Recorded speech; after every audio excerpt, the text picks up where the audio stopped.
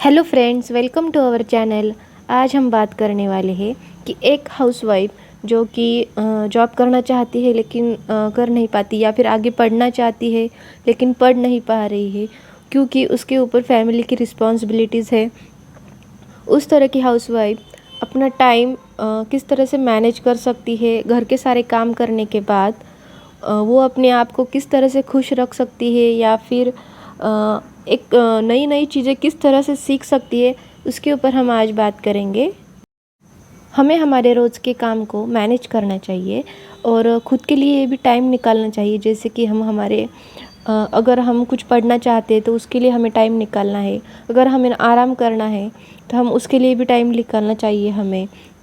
या फिर कुछ नई चीज़ें सीखनी है, जैसे कोई कंप्यूटर की कुछ नई स्किल्स है वो सीखना चाहते हैं, या फिर क्राफ्टिंग, ड्राइंग, इस तरह की चीज़ों को आप करना चाहती है, उसके लिए टाइम स्पेंड करना चाहती है, तो उसके लिए हम टाइम निकाल पाए।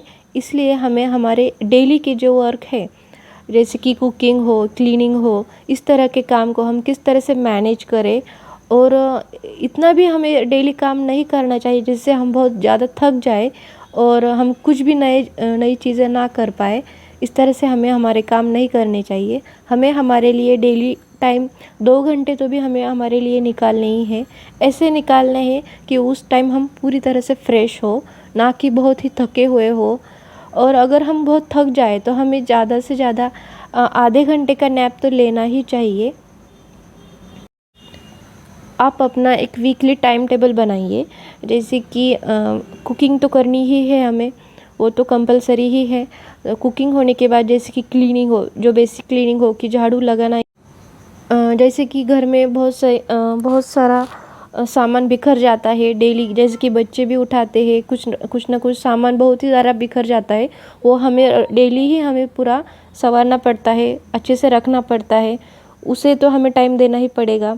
वो हो गया। या फिर ज़्यादा से ज़्यादा ये क्लीनिंग तो हमें करनी ही पड़ती है, लेकिन जैसे कि मॉपिंग करना हो, फर्श को क्लीन करना हो, या फिर ज़्यादा से ज़्यादा कपड़े धोने हो।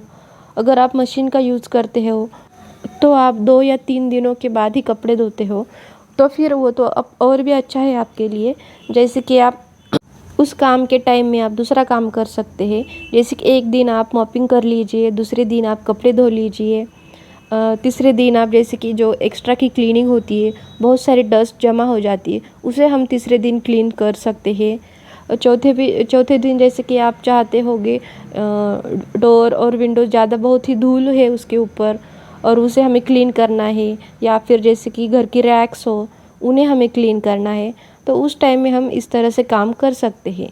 हमें डेली ही कपड़े धोने हैं, डेली मॉपिंग करनी है, ये काम हमें टालने चाहिए। अगर हमें मॉपिंग करनी है तो 2 दिनों के बाद हम मॉपिंग कर सकते हैं। कपड़े धोने हैं तो 2 दिनों के बाद कपड़े धो सकते हैं। थोड़े बहुत कपड़े तो हमें डेली धोने ही पड़ते हैं, लेकिन ज़्यादा से ज़्यादा कपड़े हम 2-2 दिनों के बाद धो सकते हैं। तो इस तरह के काम को हमें मैनेज करना है और ख़ुद के लिए टाइम निकालते जाना है। कुछ हाउसवाइफ ऐसी हो जाती है, इतनी लेज़ी हो जाती है कि खुद के लिए जैसे कि तैयार होने के लिए टाइम नहीं निकालती है। वो सोचती है कि मैं घर पर ही हूँ, ना ही कोई आने वाला है घर पर, ना ही कोई मेहमान आने वाले हैं, तो हम इतना रेडी क्यों हो जाए। घर के काम हो जाने के बाद एक तो वो आराम से बैठ जाती है, या फिर सो जाती है, और ख़ुद को जैसे तैयार करना हो, फ्रेश होना हो, अच्छे से रेडी नहीं होती है। तो ऐसा नहीं करना चाहिए। हमें हमारे लिए टाइम निकालना ही है। नहाने के बाद जैसे कि आप सोचते हैं कि नहीं, अभी इसके तुरंत बाद उसके मुझे खाना बनाना है, या फिर मेरा ये काम बाकी है, वो काम बाकी है, इसे मैं पहले कर लेती हूँ, उसके बाद कॉम्ब करूँगी, या फिर उसके बाद रेडी हो जाऊँगी, उसके बाद ही अच्छे से तैयार होंगी। तो ऐसा नहीं होता है, एक एक काम बढ़ते जाता है और सारे काम हो जाने के बाद हम बहुत ज़्यादा थक जाते हैं और हमारा कुछ भी करने का मन नहीं करता है। तो ऐसा नहीं करना है। हमें फ़िक्स टाइम रखना है। नहाने के बाद या फिर फ्रेश होने के बाद आपको हेयर को कॉम्ब करना ही है, अच्छे से रेडी होना ही है, और डेली हमें अच्छे से रेडी होना ही है, क्योंकि रेडी होने से हम भी माइंडली भी हम फ्रेश होते हैं, अच्छे दिखते हैं, तो हमारे अभी नए काम सीखने में अच्छा लगता है। और घर में भी हम सबको प्रेजेंटेबल दिखते हैं। अच्छे दिखते हैं और जैसे कि हम भी खुश होते हैं और हमारे फैमिली मेम्बर्स भी हमें देखकर खुश होते हैं। तो ये बहुत ही अच्छी पॉजिटिव थिंग्स है जो कि हमें डेली करनी ही चाहिए, आलस नहीं करना चाहिए। जैसे कि अब हम बात करेंगे ऑर्गेनाइजेशन की, कि हमें सारी हमारी चीज़ें जो होती है उन्हें ऑर्गेनाइज़ कर कर रखना चाहिए। जैसे कि हमारी कोई इमिटेशन ज्वेलरी हो या फिर ज्वेलरी हो, बैंगल्स हो, हमें इसे अच्छे से ऑर्गेनाइज़ कर कर रखना चाहिए ताकि हमें बार बार परचेस ना करनी पड़े। जैसे कि हम नए कपड़े लेते हैं तो उसके ऊपर हम मैचिंग की चीज़ें खरीदना चाहते हैं, लेकिन हमें इसे इस तरह से हम मनी को वेस्ट करते हैं। पहले से ही हमारे पास बहुत सारे बैंगल्स होते ही हैं, इमिटेशन ज्वेलरी हो या फिर ज्वेलरी होती ही है, तो हमें उसे ही यूज़ करना चाहिए। हर टाइम हमें शॉपिंग नहीं करनी चाहिए या फिर नई नई चीज़ें परचेस नहीं करनी चाहिए। इससे मनी का भी वेस्ट होता है और बहुत सारी चीज़ें घर में जमा हो जाती है, हमें उसे ऑर्गेनाइज़ करना बहुत ही मुश्किल हो जाता है। तो इस तरह से हमें काम नहीं करना चाहिए।